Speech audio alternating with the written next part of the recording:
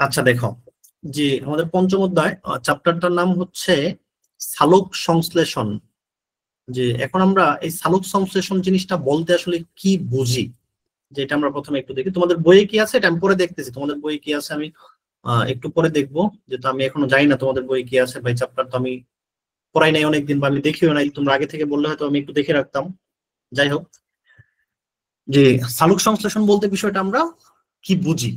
এখন দেখো, এই যে যে মনে করো আমরা বেঁচে আছি, আমরা মানুষজন যারা বেঁচে আছি, গরু ছাগল হাঁস মুরগি ইত্যাদি যারা বেঁচে আছে, প্রত্যেকের বেঁচে থাকার জন্য কিন্তু কিছু না কিছু খাবার দরকার। প্রথম যে জিনিসটা হচ্ছে, বেঁচে থাকার জন্য প্রত্যেকেরই কোনো না কোনো কিছু খাবার দরকার। যেমন তুমি যদি খাবার না খাও তাহলে তোমার শরীরে শক্তি পাবা না, তোমার শরীরে যদি শক্তি না থাকে তখন তুমি হাঁটাচলা করতে পারবে না, কিছু করতে পারবে না। কাজেই তোমার শরীরের জন্য তোমার একটা খাবার দরকার। তুমি এই খাবারটা পাচ্ছ কোথায়? তোমার আম্মু বাসায় রান্না করে দিচ্ছে। তোমার আম্মু পাচ্ছে কোথায়? তোমার বাবা বাজার থেকে বাজার করে আনতেছেন, সেই বাজারটা রান্না করে দিচ্ছে, তুমি খাচ্ছ। আমরা কিন্তু এইভাবে খেয়ে ফেলতেছি। এখন একটা গরুর যখন খিদা লাগে সে তখন কি করে? তার খাবারের দরকার হয়, সে তার খাবারের জন্য আশেপাশে দেখে ঘাস আছে কিনা, সে ঘাস খায়। এখন বাসা বাড়িতে গরু যারা মানে হচ্ছে সব মানে যারা এমনি গরু লালন পালন করে, তারা দেখা যায় গরুকে যত্ন করে আরো ভালো কিছু খাওয়ায়। কিন্তু যদি একটা বন্য গরু যদি হয়, সে তো হচ্ছে প্রকৃতির মাঝে যে গাছপালা থাকে, বনের মধ্যে যে হরিণ থাকে, সে কি করে? প্রকৃতির গাছপালা ইত্যাদি জিনিস খেয়েই তার জীবন ধারণ করে। কিন্তু তার তো বেঁচে থাকার জন্য অবশ্যই কি দরকার? খাবারটা দরকার।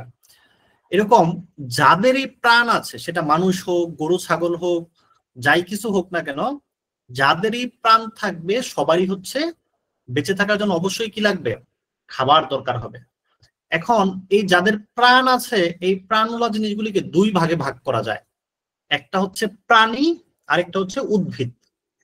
প্রাণীরও প্রাণ আছে, আবার উদ্ভিদেরও কি আছে? প্রাণ আছে। প্রাণী কারা? যেমন মানুষ একটা প্রাণী, গরু ছাগল একটা প্রাণী। এই প্রাণীগুলির যখন কোনো খাবারের দরকার হয়, সে তার নিজের খাবারটা নিজের শরীরের মধ্যে বানাইতে পারে না।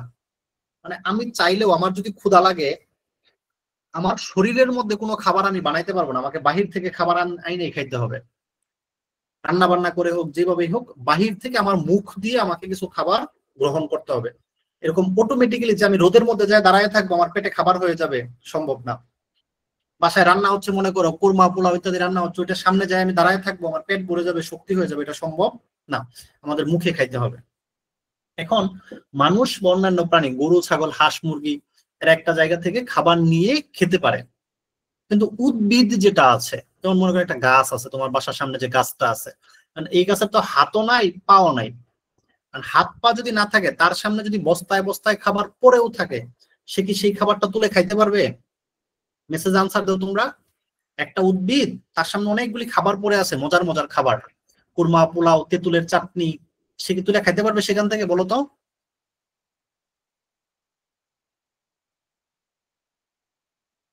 একজন রিপ্লাই দিছো, বাকিদের কি মনে হয় খেতে পারবে না? দুইজন, তিনজন, চারজন,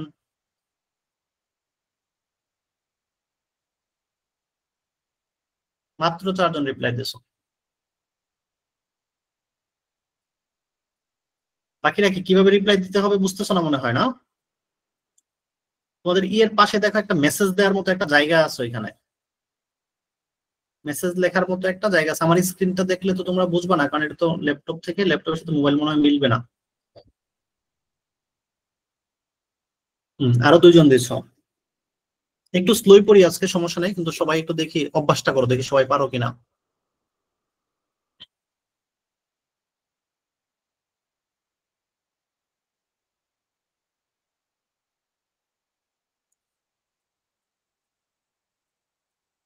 হুম, ছয়জন। আচ্ছা যাই হোক, যারা পারতেছো না, এখন না পারলেও সমস্যা নাই, পরবর্তীতে একটু শিখে নিবা, বা তোমাদের সিনিয়র যারা আছে কাউকে একটু বলবা, তোমার আব্বু আম্মু ভাই বোন যে পারে, যে একটা মেসেজ কিভাবে দেয়, তাকে বলবা একটু দেখায় দেওয়ার জন্য। এই তো আরো দুজন দিয়ে ফেলছো, সাতজন আটজন। Very good.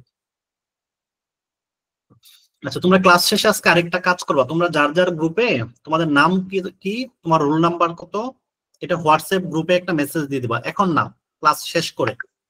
আজকে যারা যারা ক্লাসে আসো সবাই তাদের নাম এবং রোল নাম্বার হোয়াটসঅ্যাপ গ্রুপে মেসেজ দিয়ে দিবা।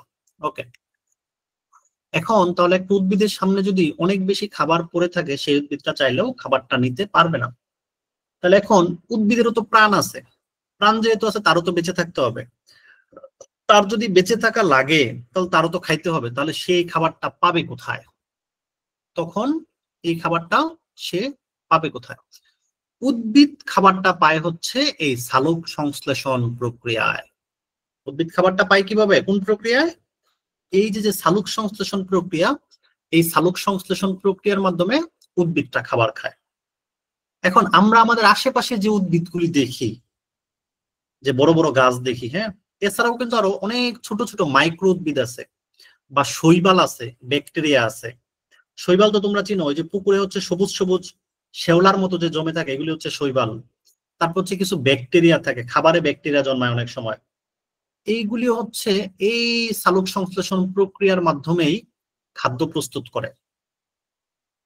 সে তার নিজের খাবারটা, আচ্ছা গ্রুপে মেসেজের অপশন আমি খুলে দিব, সে তার এখন দিতে হবে না, সে তার উদ্ভিদ কি করে, আমরা যেমন ক্ষুধা লাগলে বাহির থেকে খাবার নিয়ে আসি, উদ্ভিদ বাহির থেকে খাবার নিতে পারে না। উদ্ভিদ তার নিজের শরীরের মধ্যেই খাবারটা তৈরি করে। উদ্ভিদ তার নিজের শরীরের মধ্যে কিভাবে খাবারটা তৈরি করে? উদ্ভিদ তার নিজের শরীরের মধ্যে সালোক সংশ্লেষণ প্রক্রিয়ার মাধ্যমে খাবারটা তৈরি করে। এখন সালোক সংশ্লেষণ প্রক্রিয়াটা কি? সালোক সংশ্লেষণ প্রক্রিয়াটা হচ্ছে সাধারণত এইভাবে, এটা উদ্ভিদ তার পাতায় খাবারটা তৈরি করে। কিভাবে? সূর্য থেকে সূর্যের আলো আসে, সূর্য থেকে আসে হচ্ছে কি সূর্যের আলো, আর পাতার মধ্যে থাকে ক্লোরোফিল। পাতার মধ্যে কি থাকে? ক্লোরোফিল থাকে। ক্লোরোফিল, ক্লোরোফিল কি? ক্লোরোফিল হচ্ছে একটা সবুজ উপাদান। শুধু পাতার মধ্যে না, যেখানেই দেখবা সবুজ ওইটাকে মনে রাখবো, ওই জায়গায় ক্লোরোফিল আছে। গাছপালাতে যেখানেই সবুজ অংশ দেখবা, গাছের যে কোনো সবুজ অংশ যেখানে দেখবা, সেখানেই কি থাকে? ক্লোরোফিল থাকে। তোমাদের এটা একটা অবজেক্টিভ আসতে পারে, গাছের পাতার রং সবুজ হয় কেন? তাহলে এটার আনসার হবে গাছের পাতার রং সবুজ হয় ক্লোরোফিলের জন্য। গাছের পাতার রং সবুজ হয় কেন? গাছের পাতার রং সবুজ হয় ক্লোরোফিলের জন্য। বুঝছি না, কনফিউশন আছে? গাছের পাতার রং সবুজ হয় ক্লোরোফিলের জন্য। ওকে, তাহলে এই গাছের পাতার মধ্যে যে ক্লোরোফিল, সেই ক্লোরোফিল এবং সূর্যের আলো, এই দুইটা জিনিস মিলায় গাছ খাদ্য তৈরি করে। এই খাদ্য তৈরির প্রক্রিয়াটাকে বলা হয় সালোক সংশ্লেষণ। এখন দেখি তোমাদের বইয়ে কি লিখছে। পৃথিবীর প্রতিটি জীবের বেঁচে থাকার জন্য খাদ্যের প্রয়োজন। আমি একটু আগেই বললাম, আমাদের সবারই, যাদের মধ্যে প্রাণ আছে, সেটা মানুষ হোক, গরু ছাগল হোক, অথবা উদ্ভিদ হোক, যাদের জীবন আছে সবাইকেই বলা হয় জীব। যাদের জীবন আছে সবাইকে কি বলা হয়? জীব। মানুষও একটা জীব, উদ্ভিদও একটা জীব। এই সকল জীবের বেঁচে থাকার জন্য অবশ্যই খাদ্যের দরকার। এই খাদ্য কোথা থেকে আসে তোমরা কি তা জানো? সাধারণত সবুজ উদ্ভিদ খাদ্য প্রস্তুত করতে পারে। মানুষ তার নিজের শরীরে কোনো খাদ্য প্রস্তুত করতে পারে না। একমাত্র উদ্ভিদ, একমাত্র উদ্ভিদ, সবুজ যে উদ্ভিদগুলি আছে, গাছপালা, লতা পাতা, এরাই নিজের খাদ্য নিজে প্রস্তুত করতে পারে, বা তার শরীরের ভিতরে খাদ্য প্রস্তুত করতে পারে। তবে এই উদ্ভিদের বাইরে কিছু সবুজ শৈবাল ও কিছু ব্যাকটেরিয়াও খাদ্য প্রস্তুত করতে পারে। তাহলে কিছু শৈবাল এবং কিছু ব্যাকটেরিয়াও কি করতে পারে? খাদ্য প্রস্তুত করতে পারে। এখন তোমরা আবার বলো না, স্যার আমার আম্মু তো খাদ্য প্রস্তুত করতে পারে, আম্মু বাসায় বিস্কুট বানায়, রুটি বানায়, ভাত রান্না করে। এটা কিন্তু সে খাদ্য প্রস্তুত করতেছে না, সে একটা প্রস্তুতকৃত খাদ্যরে সিস্টেম করতেছে। সিস্টেম কি? যেমন আগে ঘরে চাল ছিল, চালটার মধ্যে একটা পানি দিয়ে ভাত রান্না করলো, চালের মধ্যে একটু পানি দিয়ে কি করলো? ভাত রান্না করলো। তাহলে এটা কি খাদ্য প্রস্তুত করা হলো? মানে নিজের শরীরে খাদ্য প্রস্তুত করা হলো না, অন্য একটা খাদ্য অলরেডি আছে। চাল তো একটা খাদ্য, ওই খাদ্যটাকে যে সে খালি জাস্ট একটু, মানে একটু পানি দিয়ে অন্যরকম বানাইলো। আগে শুকনা চাল ছিল, এখন এটা নরম নরম ভাত হইলো আর কি। গাছের আটা, আটা মানে গম থেকে আটা হয়, ওই আটাটাকে একটু পানি দিয়ে বইলা চলে রুটি বানাইলো। সে তো আর রুটি হাওয়া থেকে বানাই ফেললো এমন না। তাহলে ওনারা জাস্ট খাদ্যটাকে রেডি করে দিচ্ছে। কিন্তু এই খাদ্যটা নিজের শরীরের মধ্যে নিজে তৈরি করতে পারে একমাত্র সবুজ উদ্ভিদ, কিছু সবুজ শৈবাল এবং কিছু ব্যাকটেরিয়া। সবাই বলো তাহলে কে কে খাদ্য প্রস্তুত করতে পারে? আনসার হবে, এখনো কেউ কেউ ঢুকতে পারতেছে না কেন? আমার লিংকে ক্লিক করতে বলো, তাহলে ঢুকতে পারবে। জাস্ট লিংকে ক্লিক করতে বলো।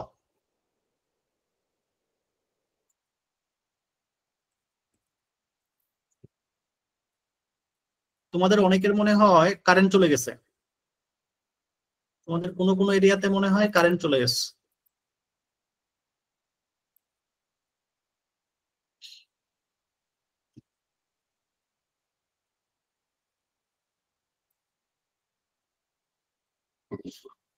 তারপর তো না পারার কোনো কারণ দেখতেছি না, এখন তো এটা আমার কোনো কিছু করার নাই। যদি কেউ ঢুকতে না পারে তাকে ভিডিওটা শেষে দিয়ে দিব আর কি। ভিডিওটা তোমাদের গ্রুপে আবার দিয়ে দিব, ক্লাসটা রেকর্ড করতেছি তো এই গ্রুপে ভিডিওটা আবার দিয়ে দিব।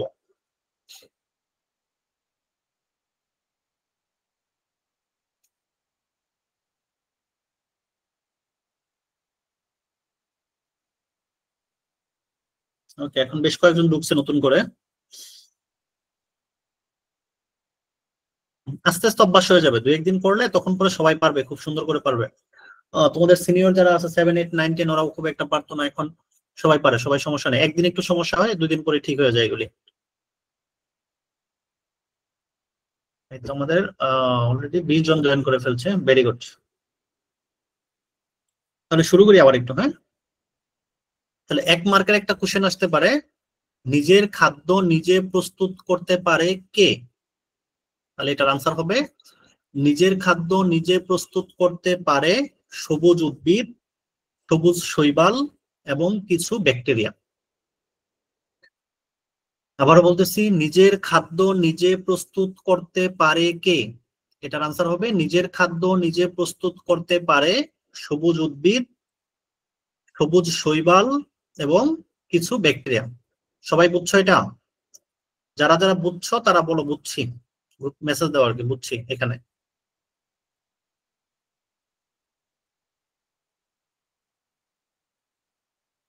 কেউ না বুঝলে সেটাও বলো। ওকে, তাহলে নিজের খাদ্য নিজে প্রস্তুত করতে পারে সবুজ উদ্ভিদ, সবুজ শৈবাল এবং কিছু ব্যাকটেরিয়া। পরে বলছে এই অধ্যায়ে আমরা সবুজ উদ্ভিদ কিভাবে খাদ্য প্রস্তুত করে সে বিষয়ে জানতে পারবো। ওকে, আচ্ছা ইব্রাহিম আলী বুঝো নাই যে উদ্ভিদ, ইব্রাহিম বুঝো ভালো করে, উদ্ভিদ হচ্ছে তার নিজের শরীরের মধ্যেই নিজে খাবারটা বানাইতে পারে, তার বাহির থেকে খাওয়া লাগে না। তোমার বাসার সামনে যে গাছ আছে, ওই গাছ কি হচ্ছে কারো কাছ থেকে হাত বাড়ায় কিছু নিয়ে খায়? খায় না, সে তার নিজের শরীরের মধ্যেই নিজে খাবার বানায়। এই জন্য বলছে সবুজ উদ্ভিদ, সবুজ শৈবাল এবং ব্যাকটেরিয়া এরা নিজের খাদ্য নিজেই তৈরি করতে পারে। আচ্ছা, সবুজ উদ্ভিদ কিভাবে খাদ্য প্রস্তুত করে এটা আমরা দেখব। এই যে এখানে বলছে উদ্ভিদ কিভাবে খাদ্য প্রস্তুত করে, উদ্ভিদ কিভাবে খাদ্য প্রস্তুত করে দেখাও। কাজ করার জন্য শক্তি লাগে, তা সে কাজ কোনো যন্ত্র করুক বা কোনো জীবই করুক, কাজ করতে হলে অবশ্যই শক্তি কিন্তু মাস্ট লাগবেই। শক্তি ছাড়া কোনো কাজ করা যাবে? তোমার শরীরে যদি শক্তি না থাকে, তুমি একটা বড় পাথর আছে এটা তুলে আরেক জায়গায় নিতে পারবা? পারবা না। অনেক সময় তো একবারে দুর্বল হয়ে গেল, অনেক সময় মানুষ অসুস্থ হয় না, অনেক দুর্বল হয়ে যায়, তখন হাঁটতেই তো পারে না। কেন? তার শরীরে শক্তি নাই। তাহলে যে কোনো কাজ যদি তুমি করতে চাও, যে কোনো কাজ করতে গেলে অবশ্যই তোমার কি লাগবে? শক্তি লাগবে। মানুষ যদি হয় তাহলে মানুষেরও শক্তি লাগবে। একটা মোটর সাইকেল যদি হয়, মোটর সাইকেলে যদি ডিজেল বা পেট্রোল না থাকে, মোটর সাইকেল চলবে? ডিজেল পেট্রোল ছাড়া মোটর সাইকেল চলবে না, কারণ মোটর সাইকেলের শক্তি হচ্ছে ডিজেল বা পেট্রোল। ফ্যানের যদি হচ্ছে কারেন্ট চলে যায়, ফ্যান চলবে? চলবে না, কারণ ফ্যানের শক্তি হচ্ছে ওই ইলেকট্রিসিটি বা কারেন্ট। এরকম যে কোনো কাজ করার জন্য অবশ্যই শক্তি লাগবে, সেটা কোনো জীব অর্থাৎ মানুষ, গরু, ছাগলই কাজ করুক অথবা কোনো একটা যন্ত্র, ফ্যান, মোটর সাইকেল, যেই কাজ করুক না কেন। বলছে মোটর গাড়ি চলে পেট্রোল বা ডিজেলের শক্তি দ্বারা। তোমার শ্রেণীকক্ষে পাখা ঘুরে বৈদ্যুতিক শক্তির সাহায্যে, তাহলে মোটর গাড়ি চলে ডিজেলের শক্তি দিয়ে, আর পাখা যেটা এটা চলে বিদ্যুৎ শক্তি দিয়ে। আমরা যে হাঁটা চলা করি, নানা ধরনের কাজ করি, তার জন্য তো শক্তি লাগে। তোমার হাঁটার জন্য একটা শক্তি লাগে না? অবশ্যই লাগে। এই শক্তিটা কোথায় থেকে আসে? আমরা খাদ্য গ্রহণের মাধ্যমে সেই শক্তি পেয়ে থাকি। দেখবা যখন অনেক ক্ষুধা লেগে যায় তখন কিন্তু হাঁটতে মন চায় না, শরীরে শক্তি পাওয়া যায় না, দুর্বল লাগে বেশি ক্ষুধা লেগে গেলে। আবার খাওয়া দাওয়া করলে একটু পরে শরীরের মধ্যে কি চলে আসে, শক্তি চলে আসে, যায় সবাই ফুটবল খেলতে দৌড় দিয়ে দাও, বান্ধবীর বাড়িতে দৌড় দিয়ে চলে যাও। ঠিক আছে? তাহলে আমরা যখন খাবার খাই তখন আমাদের শরীরে শক্তি চলে আসে। এখন খাবারের মধ্যে শক্তিটা এলো কোথায়? এই যে যে তুমি ভাত খাইলা, তুমি ভাত খাইলে তো তোমার শরীরে শক্তি হইলো, তুমি ভাত খাইলে তোমার শরীরে কি হলো, শক্তি হলো। কিন্তু তোমার শরীরে শক্তিটা কই থেকে হলো? ভাত থেকে। তাহলে ভাত থেকে তোমার শরীরে কেন শক্তি হবে? তার মানে নিশ্চয়ই ভাতের মধ্যেই শক্তি আছে। ভাতের মধ্যে কি আছে? শক্তি আছে। তাহলে ভাতের মধ্যে যেহেতু শক্তি আছে, ওই ভাতটা যখন তুমি খাইছো ওই শক্তিটা তোমার শরীরে চলে গেছে। ভাত খেলে শক্তি হয় না? শক্তি হয়। ভাত খেলে কেন শক্তি হয়? কারণ ভাতের মধ্যে শক্তি আছে। তাহলে তুমি যখন খাইছো ওই শক্তিটা কোথায় চলে গেছে? তোমার মধ্যে চলে গেছে। তাহলে এই ভাতের মধ্যে শক্তিটা আসলো কই থেকে? দেখো, এরপরে বলছে, আমরা জানি পৃথিবীর সমস্ত শক্তির উৎস হলো সূর্য। পৃথিবীতে যত শক্তি দেখবা এই সব শক্তি আসে কোথায় থেকে? সূর্য থেকে। পৃথিবীতে যত শক্তি দেখবা সব শক্তি কোথায় থেকে আসে? সূর্যের আলো থেকে। সূর্যের আলো থেকে। তাহলে এটা একটা অবজেক্টিভ আসতে পারে, পৃথিবীর সমস্ত শক্তির উৎস কোনটা? বলো, পৃথিবীর সমস্ত শক্তির উৎস কোনটা?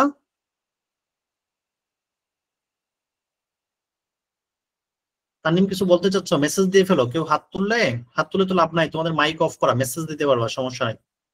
না বুঝলে বা কোনো প্রশ্ন থাকলে মেসেজ দিবা। পৃথিবীর সমস্ত শক্তির উৎস হচ্ছে সূর্য। তাহলে 1 মার্কের কোশ্চেন আসতে পারে যে পৃথিবীর সমস্ত শক্তির উৎস কোনটা? উত্তর হবে পৃথিবীর সমস্ত শক্তির উৎস হলো সূর্য। ওকে, এরপর আসো, 1 নাম্বার কোশ্চেন আসবে, সালোক সংশ্লেষণ কি বা সালোক সংশ্লেষণ কাকে বলে? 1 মার্কের কোশ্চেন আসবে কি, 2 মার্কের কোশ্চেন আসবে, সালোক সংশ্লেষণ কাকে বলে। তাহলে সালোক সংশ্লেষণ আনসারটা আমরা দিব, যে জৈব রাসায়নিক প্রক্রিয়ায়, যে জৈব রাসায়নিক প্রক্রিয়ায়। জৈব রাসায়নিক প্রক্রিয়া কেন বলছে এটাকে? কারণ এখানে একটা রাসায়নিক বিক্রিয়া ঘটে। যেহেতু এখানের মধ্যে কি হয়, সূর্য থেকে যখন আলোটা আসে, সূর্যের আলো গাছের পাতার উপর যখন পড়ে, তখন গাছের পাতার মধ্যে ক্লোরোফিলের সাথে একটা বিক্রিয়া ঘটে। ক্লোরোফিলের সাথে বিক্রিয়া করে সেখানে খাবার উৎপন্ন হয়। কি বিক্রিয়া ঘটে? রাসায়নিক একটা বিক্রিয়া ঘটে। এটা আরেকটু বড় হলে আরো বুঝবা তোমরা। যেহেতু পাতার আবার একটা জীবন আছে, যেহেতু জীবনের মধ্যে রাসায়নিক বিক্রিয়া হচ্ছে, সহজভাবে যদি বলি, এই জন্য এই প্রক্রিয়াটার নাম হচ্ছে জৈব রাসায়নিক প্রক্রিয়া। যে জৈব রাসায়নিক প্রক্রিয়ায় উদ্ভিদের সবুজ অংশ, উদ্ভিদের সবুজ অংশ নরমালি কোনটুকু? উদ্ভিদের পাতা অথবা পাতার সাথে যে ডালপালাগুলি থাকে চিকন চিকন, এগুলো হচ্ছে সবুজ অংশ। যে জৈব রাসায়নিক প্রক্রিয়ায় উদ্ভিদের সবুজ অংশ সূর্যালোকের উপস্থিতিতে, মানে সূর্যের আলোটা পায়, সূর্যের আলোর উপস্থিতিতে পানি ও কার্বন ডাই অক্সাইডকে কাজে লাগিয়ে শর্করা জাতীয় খাদ্য উৎপাদন করে, তাকে সালোক সংশ্লেষণ বলে। আবার বলি, যেই জৈব রাসায়নিক প্রক্রিয়া, একটা জৈব রাসায়নিক বিক্রিয়া হবে এখানে সূর্যের আলোর উপস্থিতিতে। কিসের উপস্থিতি? সূর্যের আলোর উপস্থিতিতে পানি এবং কার্বন ডাই অক্সাইডকে কাজে লাগায়। আচ্ছা, একটা উদ্ভিদ যখন খাদ্য তৈরি করে, একটা উদ্ভিদ যখন খাদ্য তৈরি করে তখন তার 4টা জিনিস লাগে। কয়টা জিনিস লাগে? 4টা জিনিস। 1 নাম্বার জিনিস হচ্ছে উদ্ভিদের সবুজ অংশটা লাগে। সবুজ অংশ মানে হচ্ছে ক্লোরোফিল, আসলে আর কি ক্লোরোফিল লাগে, ক্লোরোফিল বলতে সবুজ হয় আর কি। তাহলে যেহেতু তোমাদের ক্লোরোফিল নিয়ে কথা বলে না, এই জন্য আমি আগে ক্লোরোফিল নিয়ে কিছু বলতেছি না, আমরা সবুজ অংশই বলবো আপাতত। একটা গাছের খাদ্য বানানোর জন্য 4টা জিনিস লাগে। 1 নাম্বার হচ্ছে গাছের সবুজ অংশ লাগবে, সবুজ অংশ মানে গাছের পাতা টাতা লাগবে এগুলা। 2 নাম্বার অংশ হচ্ছে সূর্যের আলো লাগবে। কি লাগবে? সূর্যের আলো। 3 নাম্বার হচ্ছে পানি লাগবে। 4 নাম্বার হচ্ছে কার্বন ডাই অক্সাইড লাগবে। এখন গাছের পাতা সবুজ, সবুজ অংশ পাইলাম, সূর্য থেকে আলো আসে, এটাও আমরা দেখি সূর্যের আলো। কিন্তু গাছ পানি পাবে কোথায়? গাছ পানি পায় হচ্ছে, গাছ তো একটা মাটির মধ্যেই থাকে তাই না? আর মাটির নিচে তো প্রচুর পানি। আমরা যদি বাসা বাড়িতে যত পানি খাই সব তো মাটির নিচ থেকে আসে। এরকম গাছের যে শিকড় আছে বা গাছের মূল আছে, এই মূল দিয়ে গাছ মাটির নিচ থেকে পানি টাইনা তুলে, পানি টাইনা তুলে তুলে তুলে তুলে একদম পাতার মধ্যে পৌঁছায় দেয়। এটা ভিতর দিয়ে হয়, দেখা যায় না আর কি। তাহলে এই পানিটা কোথায় চলে যায়? পাতার মধ্যে বা গাছের সবুজ অংশ পর্যন্ত পানিটা চলে যায়। আরেকটা জিনিস লাগবে, কার্বন ডাইঅক্সাইড। কার্বন ডাইঅক্সাইড কোথায় পাবে? বাতাসের মধ্যেই কার্বন ডাইঅক্সাইড থাকে। এই যে তুমি যে শ্বাস প্রশ্বাস নিতেছো, ছাড়তেছো, শ্বাস ছাড়তেছো, তুমি যখন একটা নিঃশ্বাস নেও তখন সেখানে কার্বন ডাইঅক্সাইড ছেড়ে দাও পরিবেশে। তুমি যে কার্বন ডাইঅক্সাইডটা ছেড়ে দিচ্ছ, এই কার্বন ডাইঅক্সাইডটা উদ্ভিদ নিয়ে নিতেছে। তুমি দিচ্ছ কার্বন ডাইঅক্সাইড আর উদ্ভিদ নিচ্ছে এই কার্বন ডাইঅক্সাইড। তো তুমি পরিবেশে যে কার্বন ডাইঅক্সাইড দিলে সেখান থেকে উদ্ভিদ কার্বন ডাইঅক্সাইড নিল। তাহলে একটা উদ্ভিদের সবুজ অংশ সূর্যের আলোকে উপস্থিতিতে, সূর্যের আলোর উপস্থিতিতে এই পানি এবং কার্বন ডাইঅক্সাইড এই দুটারে কাজে লাগায়। কাজে লাগায় শর্করা জাতীয় খাদ্য উৎপাদন করে। এই প্রক্রিয়াটাকে বলা হচ্ছে সালোক সংশ্লেষণ। তোমরা যারা যারা ক্লাসে আছো, এখন তোমরা যারা যারা ক্লাসে আছো, এখন তোমরা, তোমাদের আমি গ্রুপে ঢোকার পারমিশনটা দিয়ে দিচ্ছি। আচ্ছা, তোমাদের তো গ্রুপের পারমিশন আছে, সেন্ড মেসেজ দিতে পারবো। আচ্ছা, গার্লসে আছে, নবরণে মনে হয়, দাঁড়াও নবরণটাও দিয়ে দিচ্ছি।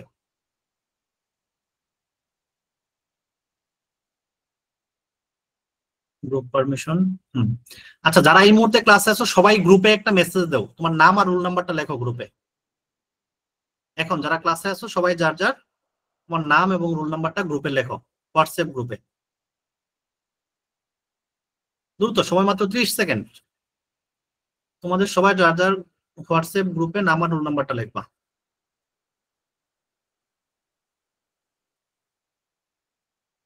দেখি সবার আগে কে লিখতে পারো।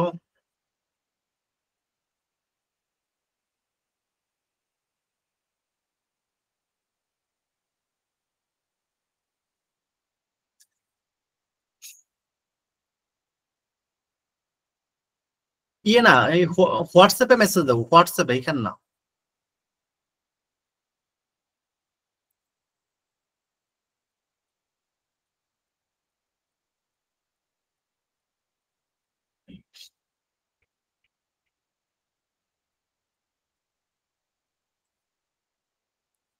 ওকে, আচ্ছা, আমি যাকে কোশ্চেন করবো সে আনসার দিবা। হ্যাঁ, এখন তোমরা মাইক অন করবা, সবাই না, আমি যাকে বলবো শুধুমাত্র তার মাইকটা অন করবা।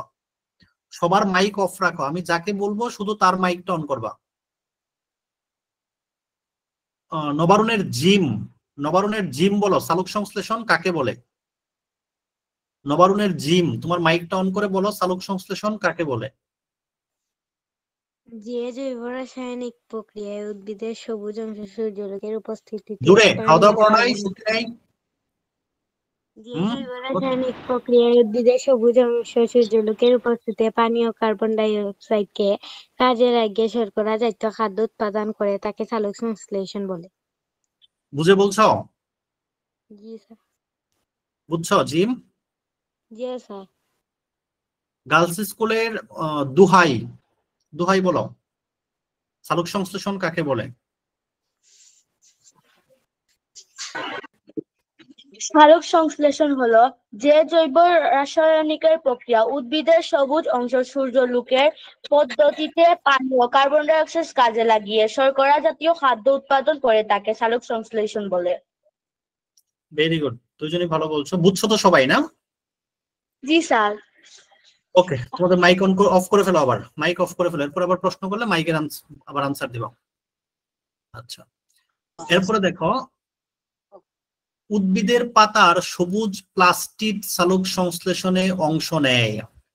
উদ্ভিদের যে পাতাটা আছে, এই যে ধরো পাতা, হ্যাঁ, তো পাতা আঁকাইতে পারি না ভালো, ঠিক আছে? তোমাদের কে আমি স্যার অনুনামিজ ভালো পাতা আঁকাইতে পারে, হ্যাঁ। এই যে দেখো, এই যে পাতা আছে, যে এই যে হচ্ছে পাতা, এই পাতার ভিতরে একটা উপাদান থাকে প্লাস্টিড। পাতার ভিতরে একটা উপাদান থাকে কি? প্লাস্টিড। উদ্ভিদের পাতার ভিতরে সবুজ প্লাস্টিড থাকে, ওই সবুজ প্লাস্টিডের মধ্যে ক্লোরোফিল থাকে আর কি। তাহলে উদ্ভিদের পাতার যে প্লাস্টিডটা আছে, তাহলে দেখো উদ্ভিদের পাতার সবুজ প্লাস্টিড সালোক সংশ্লেষণে অংশ নেয়। অবজেক্টিভ আসতে পারে, সালোক সংশ্লেষণে কে অংশ নেয়? সবুজ প্লাস্টিড। নীল প্লাস্টিড, কালো প্লাস্টিড, লাল প্লাস্টিড না, সবুজ প্লাস্টিড সালোক সংশ্লেষণে অংশ নেয়। এই প্লাস্টিডের ভিতরে সৌরশক্তি, পানি এবং কার্বন ডাই অক্সাইড বিক্রিয়া করে অক্সিজেন এবং গ্লুকোজ উৎপন্ন করে। আরো সহজ করে বুঝো, এই যে মনে করো প্লাস্টিক মানে ধরো একটা জায়গা, পাতার ভিতরে এই যে জায়গাটার নাম হচ্ছে প্লাস্টিক। এই যে এখানে এই প্লাস্টিকের মধ্যে সূর্য থেকে আলো আইসা পড়ে, ধরো এখানে একটা সূর্য আছে, এই সূর্যের আলোটা আইসা আইসা আইসা এসে প্লাস্টিকের ভিতরে পড়লো।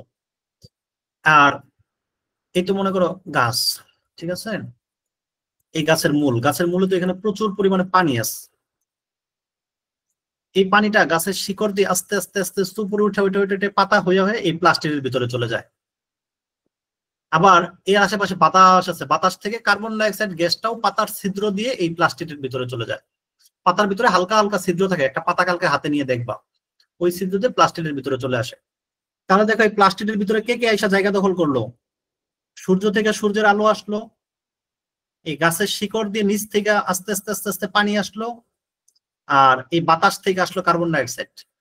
এই তিনটা জিনিস একসাথে হয়ে গেছে, তিনটা একসাথে হয়ে বিক্রিয়া করে ফেলতেছে। এখন বিক্রিয়া করে কি কি উৎপন্ন করে? খাদ্য উৎপন্ন করে। খাদ্য মানে কি? খাদ্য মানে হচ্ছে গ্লুকোজ। খাদ্য মানে কি? গ্লুকোজটাই হচ্ছে খাদ্য। দেখবো অনেক সময় মানুষ বেশি অসুস্থ হয়ে গেলে, শরীর দুর্বল হয়ে গেলে ওই গ্লুকোজের প্যাকেট বাজার থেকে আয়না খাওয়ায় দেয়। কারণ কি? ওই গ্লুকোজটা খাওয়াই দিলে সরাসরি দ্রুত শক্তি হয়ে যায়। তুমি ভাত খাইলে ওইটা শক্তি হইতে একটু সময় লাগবে, কিন্তু গ্লুকোজটা খাই ফেলে সাথে সাথে শক্তি হয়ে যাবে। এই পাতার মধ্যে দুইটা জিনিস উৎপন্ন হয়, একটা হচ্ছে গ্লুকোজ, আরো কিছু জিনিস উৎপন্ন হয়, সেটা হচ্ছে অক্সিজেন। এই বাতাস থেকে বেচারা নিয়ে গেল কার্বন ডাই অক্সাইড, আর তার মধ্যে উৎপন্ন করলো কি? গ্লুকোজ আর অক্সিজেন। এই গ্লুকোজটা হচ্ছে শক্তি, এই শক্তিটা পাতার ভিতরেই রেখে দেয়, সেটা কাউরে দেয় না। সে নিজের মধ্যে নিয়ে আস্তে আস্তে আস্তে সে বড় হয়, ওই শক্তিটা পাতায় খায়। মনে করো পাতা খেয়ে খেয়ে বা গাছের ডালপালা এগুলি খেয়ে খেয়ে একটা ছোট গাছ আস্তে আস্তে আস্তে আস্তে বড় হয়। এই শক্তি উৎপন্ন করার পাশাপাশি, গ্লুকোজ উৎপন্ন করার পাশাপাশি আরো উৎপন্ন করে অক্সিজেন। এই অক্সিজেনটা গাছ নিজের মধ্যে রাখতে পারে না, কারণ গাছের ওই যে পাতার যে ছিদ্র থাকে, এই ছিদ্র দিয়ে অক্সিজেন গ্যাস বাইরে চলে আসে পড়ে। বাইরে কোথায় চলে আসে? পরিবেশে চলে আসে। এই পরিবেশ থেকে আমরা আবার নেই, এটা শ্বাস প্রশ্বাস গ্রহণ করার সময় আমরা অক্সিজেন নেই। ঠিক আছে?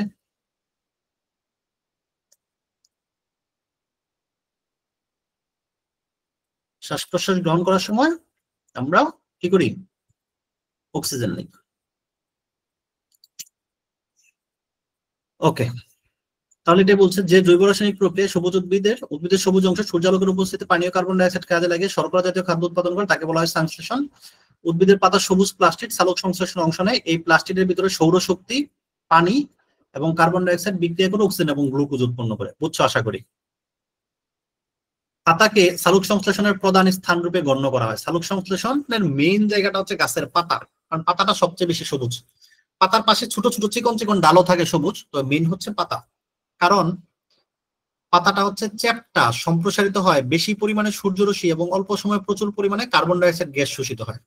গাছের ডাল এটা তো চিকন, এর মধ্যে তো সূর্যের আলো বেশি পড়বে না, কিন্তু পাতাটা কেমন? একটা চ্যাপ্টা পাতা না, মানে অনেকখানি বেশি জায়গা। দেখো ডালটা হচ্ছে এরকম চিকন, আর পাতাটা হচ্ছে এরকম কি চ্যাপ্টা, তাহলে এখানে বেশি জায়গা, তাহলে বেশি জায়গার মধ্যে সূর্যের আলো বেশি আসবে। আর এই ছোট ছোট এখানে ছিদ্রও থাকে বেশি, এই ছিদ্র দিয়ে কার্বন ডাই অক্সাইড গ্যাসও আসতে পারবে বেশি।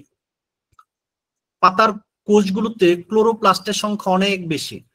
ওই যে প্লাস্টিক, যেটা প্লাস্টিকের মধ্যে থাকে ক্লোরোপ্লাস্ট, ক্লোরোপ্লাস্টের ভিতরে থাকে ক্লোরোফিল। এই ক্লোরোপ্লাস্টের সংখ্যা পাতায় থাকে সবচেয়ে বেশি পরিমাণে। তোমাদের কোন এরিয়াতে কারেন্ট চলে গেল? স্যার পাইকারগাঁও এরিয়াতে স্যার। এই জন্য তো একসাথে 9 জন নাই ক্লাস থেকে। জি স্যার। খানোয়ার স্যার। খানোয়াতেও কারেন্ট নাই? জি না স্যার। তাহলে তো এরা মিস করে ফেলবে, কি করবো? অল্প একটু পরে ছুটি দিয়ে দিই আজকে, না? জি স্যার। জি আচ্ছা স্যার। আচ্ছা, পাতার কোষগুলোতে ক্লোরোপ্লাস্টের সংখ্যা অনেক বেশি থাকে। পরে বলছে পাতায় অসংখ্য পত্ররন্ধ্র থাকে। পত্ররন্ধ্র মানে হচ্ছে ছিদ্র, পত্ররন্ধ্র মানে হচ্ছে পাতার ভিতরে যে ছিদ্র থাকে, গাছের পাতার ভিতরে ছোট ছোট যে ছিদ্র থাকে, এর থেকে সালোক সংশ্লেষণের সময় গ্যাসীয় পদার্থ আদান প্রদান সহজে ঘটে। সালোক সংশ্লেষণ করার সময় পরিবেশ থেকে গাছের মধ্যে কার্বন ডাই অক্সাইড নিতে হয়, আবার খাবার উৎপন্ন করার পরে যে অক্সিজেনটা উৎপন্ন এটা পরিবেশে ছেড়ে দিতে হয়। তাহলে এই কার্বন ডাই অক্সাইড নেয়ার জন্য এবং অক্সিজেনটা ছেড়ে দেওয়ার জন্য ছোট ছোট ছিদ্র দরকার হয়, যেটা পাতার মধ্যে সবচেয়ে বেশি পরিমাণে থাকে। এই জন্য হচ্ছে সালোক সংশ্লেষণের প্রধান স্থানটাকে পাতা হিসেবে গণ্য করা, পাতাকে সালোক সংশ্লেষণের প্রধান স্থান হিসেবে গণ্য করা হয়। তাহলে যদি কোশ্চেন আসে পাতাকে সালোক সংশ্লেষণের প্রধান স্থান রূপে কেন গণ্য করা হয়, তাহলে এই 3টা পয়েন্ট তোমরা আনসারে লিখবা। 1 নাম্বার বলবা পাতার চ্যাপ্টা এবং সম্প্রসারিত হয় বেশি পরিমাণে সূর্যরশ্মি এবং অল্প সময়ে প্রচুর পরিমাণে কার্বন ডাই অক্সাইড গ্যাস শোষিত হতে পারে। 2 নাম্বার হচ্ছে পাতার কোষগুলোতে ক্লোরোপ্লাস্টের সংখ্যা অনেক বেশি থাকে। 3 নাম্বার হচ্ছে পাতায় অসংখ্য পত্ররন্ধ্র থাকায় সালোক সংশ্লেষণের সময় গ্যাসীয় পদার্থের আদান প্রদানটা খুব সহজে ঘটতে পারে। মনে থাকবে না? জি স্যার। বিজ্ঞান কঠিন? জি না স্যার। আচ্ছা, এখন আসো সালোক সংশ্লেষণের পদ্ধতি। সালোক সংশ্লেষণ ক্লাস আছে এরারে করাইলাওকা আর আসলে তো যত গ্রুপ সারবা। আপনি চালাক মানুষ, ক্লাস মিস দিতে চান না? ঠিক আছে, দেখো সালোক সংশ্লেষণের পদ্ধতিটা কি, কিভাবে হয়, যে মানে একদম হচ্ছে সহজভাবে যদি বলি সালোক সংশ্লেষণটা কেমনে হয়। একটা গাছ কি করবে, গাছের নিচে আছে, মাটির নিচে আছে শিকড়, শিকড় দিয়ে সে মাটি থেকে পানি তুলবে, পানি তুলে এটা গাছের ভিতর দিয়ে যেতে যেতে যেতে যেতে একদম পাতার মধ্যে চলে যাবে। তাহলে পাতার মধ্যে পানি গেল, পরে পাতার মধ্যে একটু সূর্যের আলো আসবে, তাহলে পাতার মধ্যে পানি হয়ে গেল, সূর্যের আলো হয়ে গেল। এরপরে পাতার মধ্যে ছিদ্র আছে, ওই ছিদ্র দিয়ে বাতাস থেকে আস্তে আস্তে কার্বন ডাই অক্সাইড ঢুকবে। তাহলে পাতার মধ্যে এখন কে কে গেল, পানি গেল, কার্বন ডাই অক্সাইড গেল, সূর্যের আলো গেল, 3টা জিনিস গেল। আর পাতার মধ্যে আরেকটা জিনিস এমনিতেই সবসময় থাকে, এটা হচ্ছে ক্লোরোফিল। যেহেতু পাতা সবুজ, তার মানে পাতার মধ্যে কি থাকে, ক্লোরোফিল থাকে। তাহলে এখন পাতার মধ্যে 4টা জিনিস আছে, কি কি আমি বলি। একটা জিনিস হলো সূর্য থেকে আলো আসতেছে, সূর্যের আলো। গাছের যে শিকড় ছিল, শিকড় দিয়ে মানে চুইসা গাছের পাতায় পানি গেছে, সেই পানি। তারপরে বাতাসে কার্বন ডাই অক্সাইড ছিল, সেটা পাতার ছিদ্র দিয়ে পাতার মধ্যে গেছে। আর পাতার মধ্যে ক্লোরোফিল আছে, এই 4টা জিনিস আছে। এই 4টা জিনিস একসাথে মিলে একটা বিক্রিয়া করে ফেলবে, বিক্রিয়া করেই গ্লুকোজ উৎপন্ন করে ফেলবে। এটাই হচ্ছে সালোক সংশ্লেষণের পদ্ধতি বা সালোক সংশ্লেষণের প্রক্রিয়া। আচ্ছা, এখন তাহলে যদি দেখি সালোক সংশ্লেষণ পদ্ধতি বই থেকে পড়ি। আচ্ছা, এখন আরেকটু বলে নেই, উদ্ভিদ হয় আবার 2 প্রকারের। উদ্ভিদ কয় প্রকারের হয়? 2 প্রকার। একটা হয় স্থলজ উদ্ভিদ, যেটা হচ্ছে মাটির মধ্যে হয়। স্থলজ উদ্ভিদ কোথায় হয়?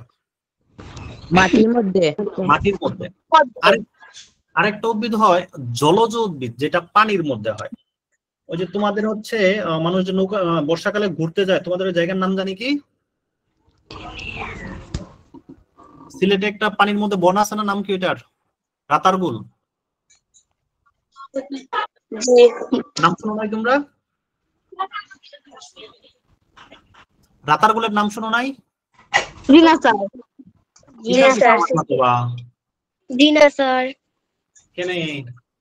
রাতারগুল তো সিলেটের অনেক সুন্দর একটা জায়গা।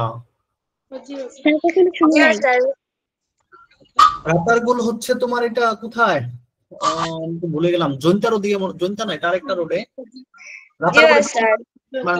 বাসায় সবাই জিজ্ঞাসা, তাহলে দেখবো সবাই চিনে, একটু সিনিয়র যারা। রাতারগুল হচ্ছে পানির মধ্যে একটা বন, সিলেটের খুব সুন্দর একটা বিখ্যাত জায়গা। আমি তো নন সিলেটি মানুষ, আমি চিনি, তোমরা চিনো না, এটা কি তামাত? হ্যাঁ, ওকে, যাই হোক, আমরা পড়িলাই। এখন এই রাতারগুল, তারপরে হচ্ছে মনে করো তোমাদের বাসা বাড়ির পাশে যে হচ্ছে খাল বিল নদী নালা থাকলে, এগুলোর মধ্যে অনেক সময় বিভিন্ন ধরনের গাছপালা দেখা যায় না, শাপলা ফুল ফুটে, পদ্ম ফুল ফুটে। তাহলে এগুলি পানির মধ্যে হয়। এই উদ্ভিদগুলিকে বলা হয় জলজ উদ্ভিদ। এই উদ্ভিদগুলি হচ্ছে জলজ উদ্ভিদ।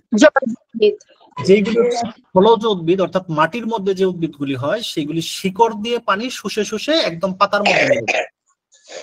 আর জলজ উদ্ভিদের যেটা হয়, জলজ উদ্ভিদের নিচের অংশ যেটা দেহতল, যেমন মনে করো একটা কচু গাছ পানির মধ্যে হয় অনেক সময়, কথার কথা, ওই গাছের নিচের যে অংশটা থাকে সে ওইখান থেকে পানি এমনিতেই নিতে পারে, একদম সে তো পানির সাথেই আছে, এখান থেকে শুষে নেয়।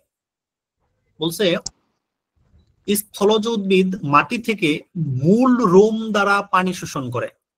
মূল রোম হচ্ছে এই যে শিকড় আছে, শিকড়ের মধ্যে ছোট ছোট এরকম রোমের মতো থাকে আর কি, ছিদ্র থাকে, এটাকে বলা হয় মূল রোম। এটা দ্বারা পানি শোষণ করে। আর নিমজ্জিত জলজ উদ্ভিদ যারা পানি থাকে, জলজ উদ্ভিদগুলি দেহতল দিয়ে পানি সংগ্রহ করে, তার দেহ দিয়েই পানি সংগ্রহ করে। সালোক সংশ্লেষণ প্রক্রিয়ায় আলো একটি অপরিহার্য উপাদান, মানে সালোক সংশ্লেষণ করতে গেলে অবশ্যই সূর্যের আলো লাগবে, আর আলোর প্রধান উৎস হচ্ছে সূর্য। সালোক সংশ্লেষণের সময় বায়ুমণ্ডলের কার্বন ডাইঅক্সাইড, বাতাসের মধ্যে যে কার্বন ডাইঅক্সাইড আছে, পত্ররন্ধ্রের ভিতর দিয়ে পাতায় প্রবেশ করে। পাতার ভিতর যে ছিদ্র আছে, এই ছিদ্র দিয়ে পাতার ভিতরে প্রবেশ করে। পত্ররন্ধ্র মানে পাতার ভিতরে যে ছিদ্র সেটা।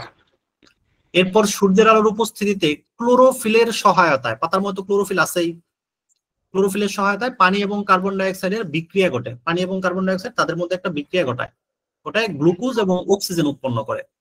সালোক সংশ্লেষণের সামগ্রিক বিক্রিয়াটি নিম্নরূপ। এই দেখো, কার্বন ডাইঅক্সাইড আর পানি এরা দুটো বিক্রিয়া করলো কার উপস্থিতিতে? এই যে এটা তীর চিহ্ন, তীর চিহ্নের উপরে নিচে মানে এদের উপস্থিতি লাগবে, এদের ছাড়া বিক্রিয়া হবে না। কি কি লাগবে? আলো লাগবে এবং ক্লোরোফিল লাগবে। এরা দুইটা বিক্রিয়া করবে। যেমন হচ্ছে তোমার বাসায় খিচুড়ি রান্না করবা আজকে, সাথে হচ্ছে মনে করো তেঁতুলের আচার, ঠিক আছে, অথবা হচ্ছে জলপাইয়ের আচার। আবার জিহ্বায় পানি চলে আসবে না তো? কার কার জিহ্বায় পানি আসবে? না স্যার। অনেকেরই চলে আসছে, বলতেছো না? না স্যার। জি না স্যার। হ্যাঁ, জি না স্যার।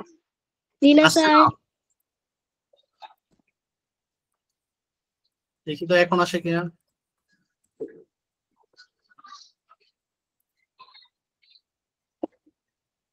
এখন কার কার পানি আসছে বলো?